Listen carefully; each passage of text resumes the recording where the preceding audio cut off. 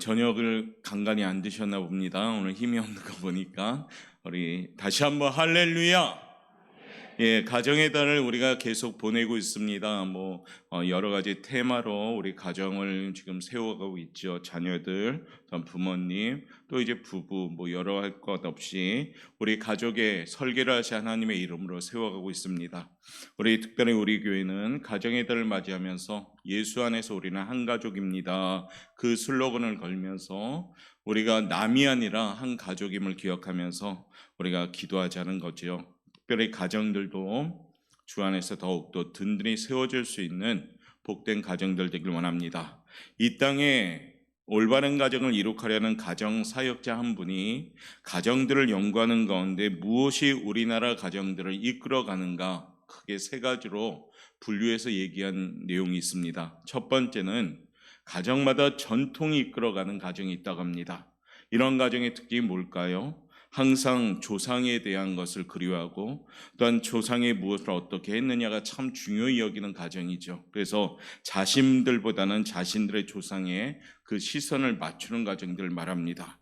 이런 가정이 열심히 따지는 것이 뭐가 있을까요? 바로 족보입니다. 그래서 몇 대 영의적이 있고 또 자의정, 장의정이 있고 또 몇 대 아주 훌륭한 역사적인 인물이 있다 하면서 이런 방식으로 자기의 조상들만 열심히 자랑하는 가정이 있습니다. 자기의 삶은 없는 어쩌면 불행한 가정이다라고 평가를 하고 있습니다. 전통적인 유교적인 가정이겠죠. 두 번째는 인물에 의하여 이끌려가는 가정이 있다고 합니다. 가정 안에 한 사람의 인물이 너무너무 중요한 자리를 차지하여서 그 가정의 분위기를 좌지우지해버리는 가정입니다. 이 가정 역시도 평안이 없는 가정이다라고 평가를 하게 됩니다. 세 번째는 뭔가요? 재정이 이끌어가는 가정입니다. 즉 돈에 의하여 평가되는 거죠. 소유에 의해서만 자기 존재를 드러내려는 유혹에 빠지는 가정들, 많이 끌어모으고 자기가 괜찮은 존재인 것을 가시하기 위해서 자동차도 큰 차를 삽니다. 집도 큰 집으로 자꾸 옮겨갑니다. 그리고 그와 같이 보여주는 식의 그런 가정의 모습을 봅니다. 온통 자기 삶을 투자하는 데 전력을 다하다 보니까 이러한 가정들은 불행한 가정들이다라고 평가하게 됩니다. 사랑하는 우리 오포영가교회 성도 여러분, 우리 가정은 지금 무엇이 이끌고 가고 있는가요? 혹시 여러분의 가정도 전통이, 때로는 어떤 한 인물이, 때로는 어떤 우리 돈에 대한 그 물질로 이끌어가고 있습니까? 우리는 분명한 그리스도인 가정인 줄 믿습니다. 그리스도인 가정이라면 그리스도가 신앙을 이끌어가는 가정이 되어야 됩니다. 그리스도인의 가정이면서도 돈이 가정을 이끌어가든가 전통이 이끌어가든가 제사 문제가 가정을 이끌어간다든가 인물이 가정을 이끌어간다면 이러한 가정들은 다시 한번 깨어 기도하면서 거듭나고 회복돼야 될 부분인 줄 믿습니다. 그런 의미에서 오늘 밤 우리가 이와 같은 제목을 가지고 함께 나누고자 합니다. 한번 조치합시다. 신앙의 가문을 세우자. 명문의 가문이 되자. 신앙의 가문을 세움으로 명문의 가문이 됩시다. 이와 같은 말씀을 나누면서 우리 가정들이 바르고 건강하게 그리고 행복하고 평안하게 세워질 수 있는 귀한 시간이 되길 바랍니다. 오늘 본문에는요, 신앙이 이끌어가는 한 족속을 볼 수가 있습니다. 레갑 족속이죠. 레갑 족속, 우리가 잘 듣지 못한 족속인데 이 족속은 겐 족속 혈통에 속하는 사람들입니다. 겐 족속은 원래 미디안 족속입니다. 아라비아 사막에서 살던 족속이죠. 이 겐 족속이 유다 족속들과 함께 어울려 살게 되었는데 그 원인은 뭐냐면 모세가 애굽인을 죽이고 도망하여 겐 족속의 제사장 이드로의 사위가 되면서부터입니다. 그러니까 모세가 겐 족속의 족장에 이드로의 사위가 된 거죠. 후에 이스라엘 백성들이 가나안에 정착할 때 이 겐 족속의 일부가 함께 가나안에 살게 됩니다. 이 겐 족속 중에서 오늘 레갑을 조상으로 하는 후손들이 소개되는 겁니다. 그 중에 이 레갑의 아들 요나답, 그 사람이 오늘 자기 후손들에게 명령을 내리는데 아주 어쩌면 이상한 명령일 수도 있습니다. 그 후손들에게 어떤 명령을 내리느냐? 오늘 본문 말씀 6절부터 7절 말씀 우리 한번 읽어보도록 하겠습니다. 예레미야 35장 6절부터 7절입니다. 읽겠습니다. 그들이 이르되 우리는 포도주를 마시지 아니하겠노라. 레갑의 아들 우리 선조 요나답이 우리에게 명령하여 이르기를 너희와 너희 자손은 영원히 포도주를 마시지 말며 너희가 집도 짓지 말며 파종도 하지 말며 포도원을 소유하지도 말고 너희는 평생 동안 장막에 살아라.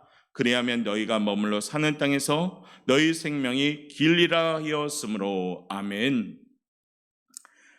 레갑의 아들 요나답 자신의 후손들이 좀 잘 되기를 바라야 되는데 오늘 세 가지의 명령을 내리죠. 포도주를 마시지 말고 집도 짓지 말고 농작물을 재배하지도 말고 그냥 유랑민처럼 천막 지고 살아라라는 명령을 내립니다. 어느 날 하나님께서는요 예레미야에게 이 레갑 족속들을 성전의 한 방으로 초대를 하도록 명령하십니다. 그리고 그들에게 포도주를 마시게 해보라고 한번 그러한 명령을 내리라고 예레미야에게 말합니다. 그 내용이 오늘 2절 말씀인데요. 2절 말씀 한번 읽어볼까요? 시작. 너는 레갑 사람들의 집에 가서 그들에게 말하고 그들을 여호와의 집 한 방으로 데려다가 포도주를 마시게 하라 하시니라. 아멘. 예레미야를 보고 레갑 족속들을 모아놓고 포도주를 철철철 따라준 다음에 마셔보라 라고 명령하라고 합니다. 예레미야 초대대로 레갑 족속들이 오게 됐지요. 예레미야가 그들 앞에 포도주가 담긴 가득 담긴 사발과 잔을 놓고 마시십시오 라고 권합니다. 그러나 레갑 족속들은 이 포도주 마시기를 전부 다 거절합니다. 거절의 이유는 아주 단순합니다. 우리 선조 요나답이 우리에게 명령했기 때문입니다. 영영의 포도주를 마시지 말고 집도 짓지 말고 파종도 하지 말고 포도원도 재배하지 말고 평생의 장막에 거하십시오라고 우리는 명령을 받았습니다. 요나답의 후손들은 그 모든 명령에 순종했고요. 그 명령대로 다 준행하게 됩니다. 예레미야가 그들에게 포도주를 마셔보라고 권유했을 때 그들이 거절할 수 있었던 이유는 그들 몸에 밴 생활 습관과 바로 순종의 정신 때문이었습니다. 이 레갑 족속을 오늘 밤 우리가 살펴보면서요, 이 가정의 달을 우리가 보내면서 우리 가정이 다시 한번 신앙으로 세움받는 도전받는 그런 계기가 될 수 있는 복된 시간이 되시길 바랍니다. 레갑 족속에게 있어서 왜 이같이 거절하고 거부했을까요? 그 첫 번째는 이와 같은 특징이 있었기 때문입니다. 조차합시다. 가정의 존재 목적은 신앙이었습니다. 레갑 족속에게 있어서 가정이 존재하게 되는 목적은 뭐였냐면 바로 신앙이었습니다.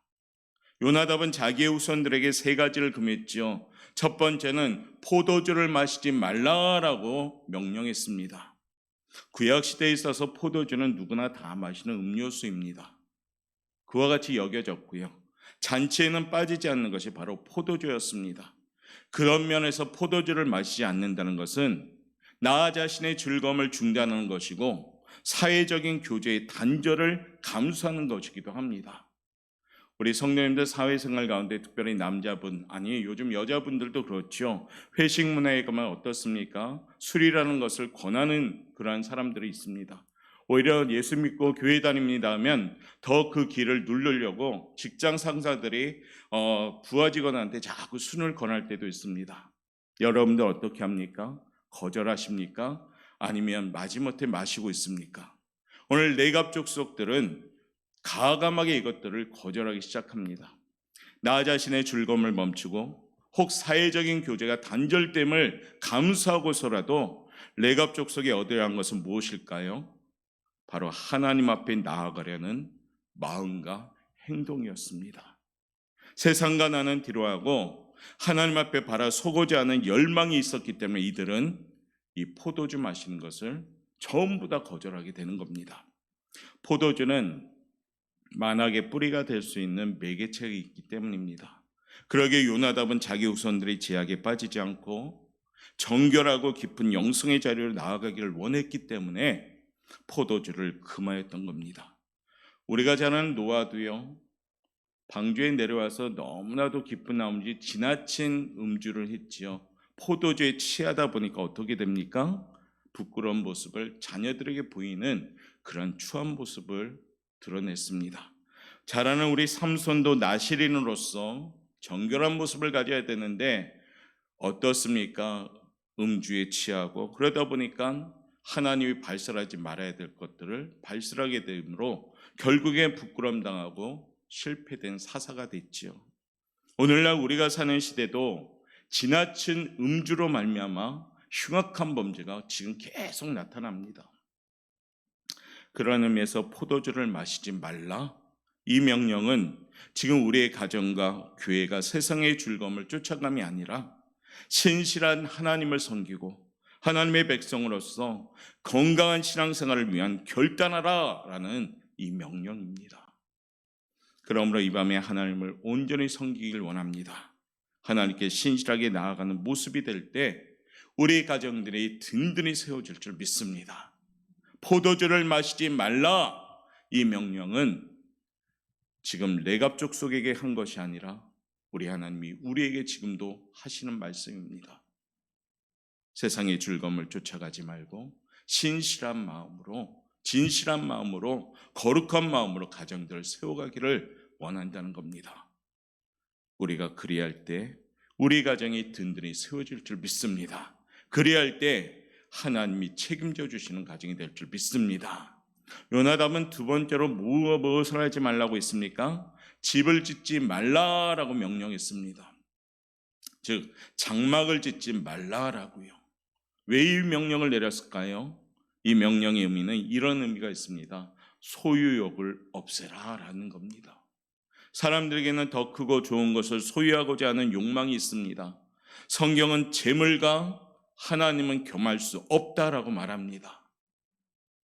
요나답은 후손들에게 집을 짓지 말라고 명령함으로써 소유로 인하여 하나님을 떠나는 일이 없도록 미리미리 차단시켜버리는 지혜의 명령이었습니다. 이 밤 우리도 꼭 우리 마음에 새길 것이 뭡니까? 나는 하나님의 청지기입니다. 이 마음이 있어야 되고 이 믿음이 있어야 됩니다. 그러면 우리는 소유욕이 없어지기 시작하지요. 왜요? 내가 움켜쥐고 있는 것, 내가 지금 누리고 있는 것은 내 것이 아닙니다. 하나님이 나에게 다 맡기신 것입니다. 하나님이 주인임을 인정하는 성도의 가정이 되라라는 명령이기도 합니다. 이처럼 요나답의 명령처럼 우리 역시도 세상에 내 것이 아니라 하나님이 맡기신 귀한 터전 위에 성실하게 신실하게 감당을 통해서 하나님께 온전히 드릴 수 있는 청지기의 모습으로 우리 가정들이 세워질 수 있기를 바라겠습니다. 세 번째 요나답은 뭐라고 명령하느냐? 농작물을 재배하지 말라. 먹고 살아야 되는데, 그렇죠? 농사짓고 먹고 살아야 되는데 왜 후손들에게 파종도 하지 말고 농사도 짓지 말라라고 했을까요? 농사를 짓게 되면 당시 농사를 지으면 살아가던 가나안 사람들과 사귀게 될 가능성이 많았기 때문입니다. 그들과 사귀게 되면 자연히 그들이 섬기는 신 바알 신의 영향을 받을 수밖에 없기 때문입니다. 농사는 비에 큰 영향을 받지요. 그러기에 풍요의 신, 폭풍의 신, 이 바알이 농경 문화에 큰 인기가 있게 됩니다. 요나답은 자기의 후손들이 우상에 빠지는 일이 생기지 않도록 미리부터 그 같은 환경을 조성하지 않도록 차단하는 명령을 내립니다. 성도의 직업관, 성도의 사업관은 어떻게 되는가? 바로 이 기준이지요. 그 이유는 레갑 족속은 신앙이 이끌어가는 족속들이었기 때문에 빈궁하고 구차하고 안정되지 못한 생활이었지만은 그들은 신앙을 선조들이 걸어왔던 그 길을 소중하게 여기면서 이 명령에 순종하게 됩니다. 우리 보고 어떻게 먹고 살라고 이런 명령을 내립니까? 불평하지 않고 신실한 마음으로 다른 방향으로 그들이 헤쳐나가기 시작하는 거죠. 잘 살지 못하고 평안하고 안정된 삶은 아니었지만 신앙 하나로 모든 것을 이기며 살아가는 족속이 됩니다. 우리 가정들이 신실한 가정으로 세워지기 위해서는 오늘 주신 말씀처럼 세상적인 욕심을 버리고 특별히 환경 가운데 성별된 모습으로, 구별된 모습으로 악인의 길을 버리고 죄인의 길에 서지 말고 오만한 자의 자리에 앉지 아니하는 성별된 그리스도인들로 준비되어야 됩니다. 그럴 때 우리 가정들이 하나님이 책임져 주시는 가정이 되는 겁니다. 내가 가정을 움켜쥐고 살아갈 때 우리 가정이 우리가 살아가는 것 같지만은 결국에 걱정과 근심과 염려가 몰려옵니다. 그러나 우리 가정이 하나님의 가정이 된다면 하나님의 전능하심으로 책임질 줄 믿습니다. 요나답은 그것을 알기 때문에 후손들에게 이와 같이 명령을 내린 겁니다. 그러므로 저와 여러분, 우리도 끝까지 순종하고 진실한 가정, 신실한 가정, 그리고 교회가 될 수 있도록 기도하시고 그것이 건강한 하나님의 백성이 되는 지름기름을 기억하시면서 오늘 이 밤에 요나답의 이 명령 따라서 우리도 성별된 그리스도인으로 준비되어서 우리 가정들이 어떻게 해요? 그 목적이 오직 신앙에만 있도록 준비될 수 있는 귀한 밤 되시길 바라겠습니다. 두 번째, 레갑 족속은 신앙적 명령을 단절이 없이 지켜나간 족속이었습니다.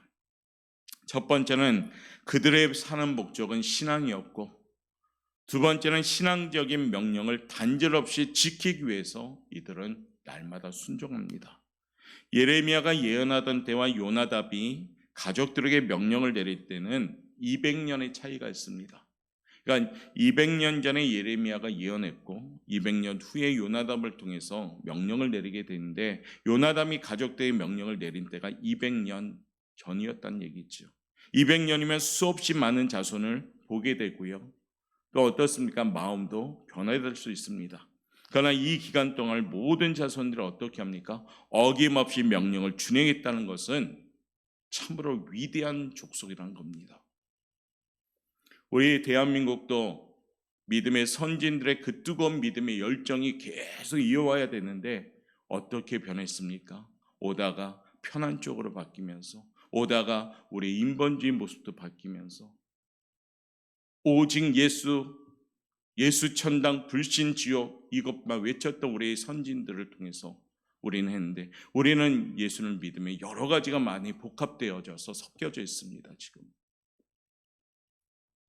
예수님이면 다이고 예수님이 답임을 단순함으로 여겨질 때 우리의 믿음은 더욱더 건강해질 줄 믿습니다.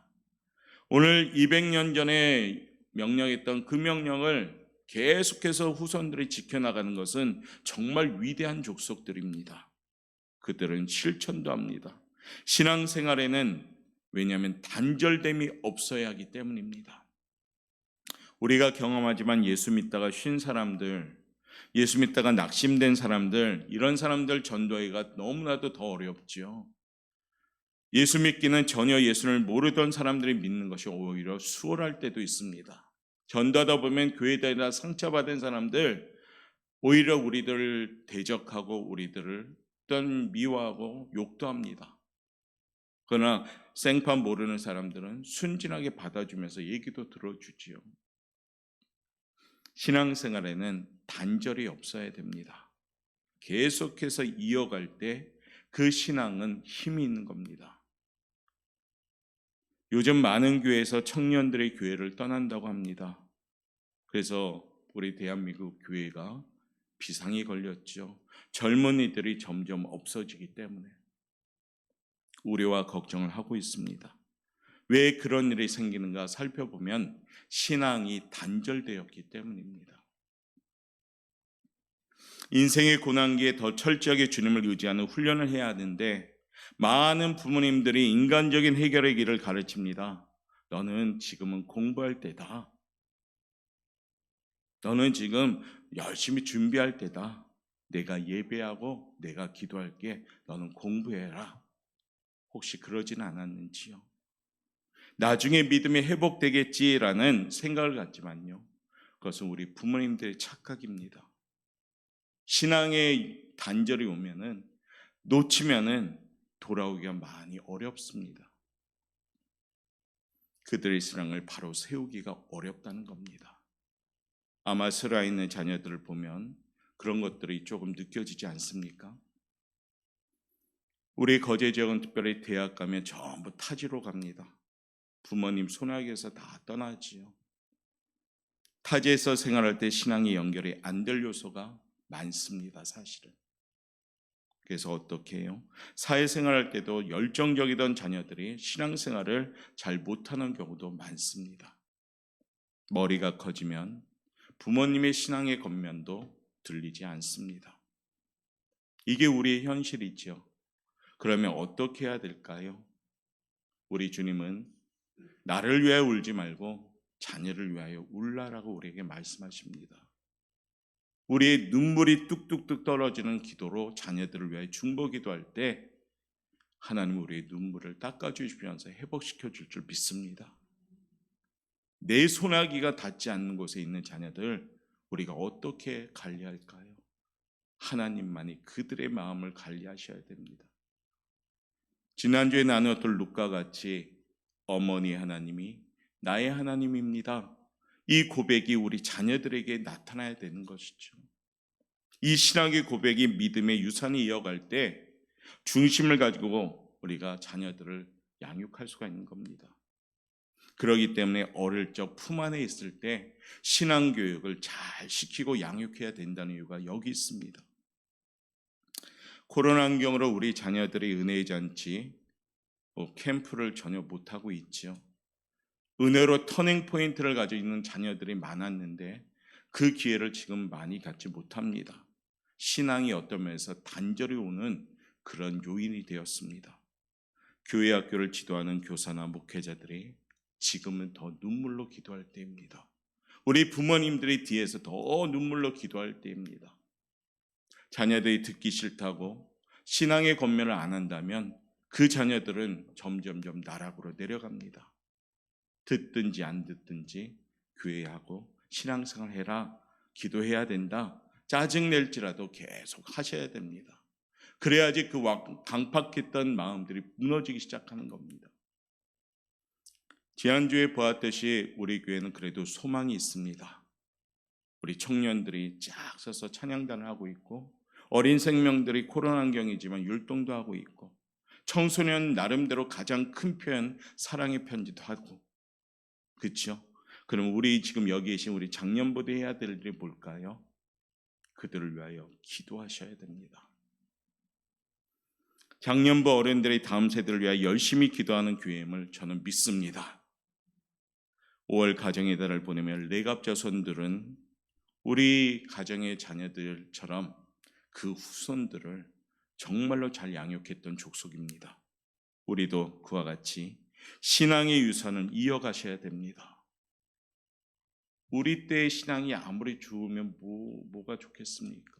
후손들이 그 신앙이 이어가지 않는다면 대한민국은 소망이 없는 겁니다.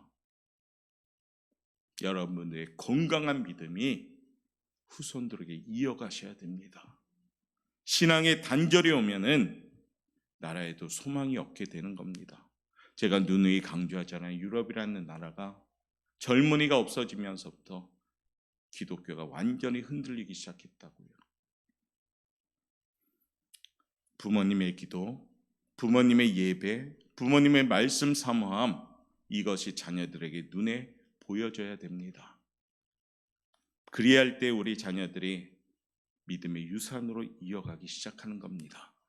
이 밤에 간절히 기도하면서요, 신앙의 단절이 오지 않도록 우리 가정들을 위하여 기도하시길 바랍니다. 그래서 내가 믿는 하나님이 우리 사랑하는 자녀들의 하나님이 되길 바라겠고, 내가 믿고 있는 소망이신 예수님이 나의 사랑하는 자녀들 입술에서 나오게끔 기도하시길 바랍니다. 여러분들의 기도의 눈물이 떨어지면 하나님의 때가 되면 돌아오기 시작하는 겁니다. 지금 우리 이스라엘에 있는 자녀들, 신앙생활 잘 못하는 자녀들도 많습니다. 그 자녀를 위해서 눈물로 기도하셔야지요. 그것이 우리 부모된 우리 사명입니다.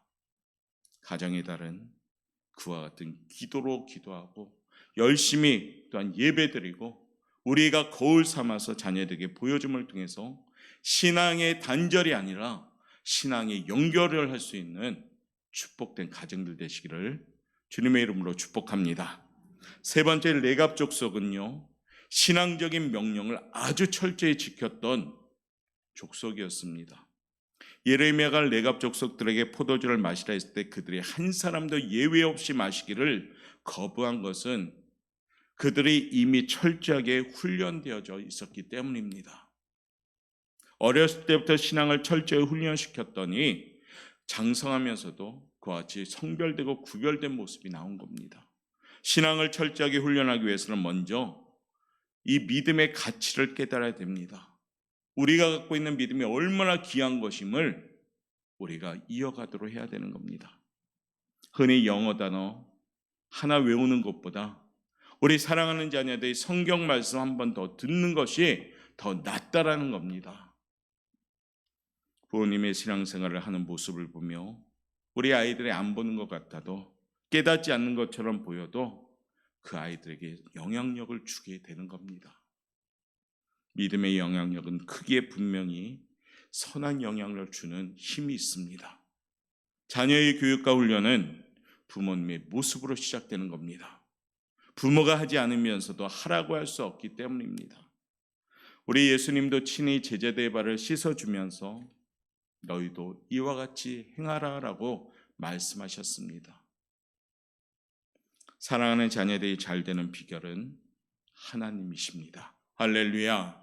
하나님께 묶여진 삶이 되어질 때 우리 사랑하는 자녀들이 잘 되기 시작하는 겁니다. 내가 책임져 줄 수는 없습니다.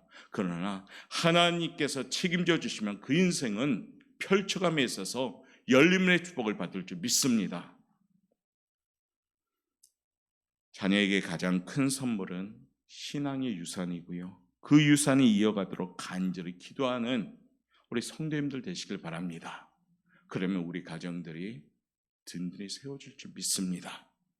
오늘 아주 기가 막힌 말씀이 마지막 절 우리가 읽었던 19절에 나오는데요. 19절 말씀 한번 읽어보십시오. 19절 말씀 읽겠습니다. 시작. 그러므로 만군의 여호와 이스라엘 하나님께서 이와 같이 말씀하시니라. 레갑의 아들 요나답에게서 내 앞에 설 사람이 영원히 끊어지지 아니하리라 하시니라. 아멘. 레갑 족속에게 오늘 약속하는 축복의 말씀이에요. 하반절에 뭐라고 되어 있습니까? 내 앞에 설 사람이 영원히 끊어지지 아니하리라. 할렐루야. 내 앞에 설 사람에 대해서는 여러 가지 면으로 생각할 수 있지요. 예배하는 족속이 될 것이다. 하나님의 일을 감당하는 족속이 될 것이다. 하나님의 은총을 받는 족속이 될 것이다. 그것도 어떻게 해요? 영원히. 이와 같이 큰 약속이 어디 있습니까? 신앙이라면 참으로 사모할 만한 약속이 있지요. 내 자손들 가운데 하나님을 예배하는 예배자가 있다는 거, 내 자손 가운데 하나님을 섬기는 자손이 있다는 거, 내 자손 중에 하나님의 은총을 받는 그 흐름이 끊어지지 않는다는 거, 이 약속을 지금 레갑 족속에 하나님은 하시는 겁니다. 우리 가족에도 우리 가문에도 그와 같은 약속이 펼쳐지기를 바랍니다.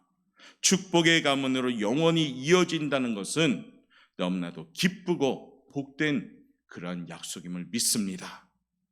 출애굽기 20장 6절에 보면 이런 말씀을 하십니다. 나를 사랑하고 내 계명을 지키는 자에게는 천대까지 은혜를 베푸느니라. 할렐루야. 저도 죽고 여기 계신 모든 분도 죽습니다. 우리가 죽고 나면 우리 사랑하는 자녀의 믿음은 누가 책임집니까?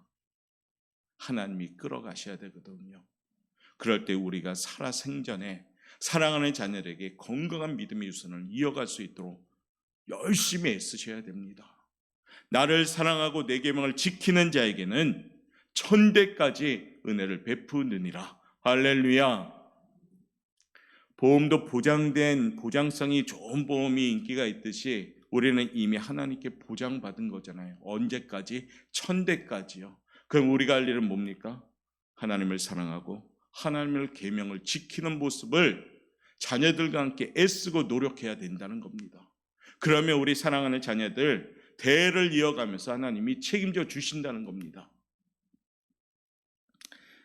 이번 말씀에 의지하여 우리 가정을 다시 한번 돌아보며 우리의 가정을 신앙이 이끌어가는 가정으로 세워달라고 기도하는 귀한 밤 되시길 바랍니다.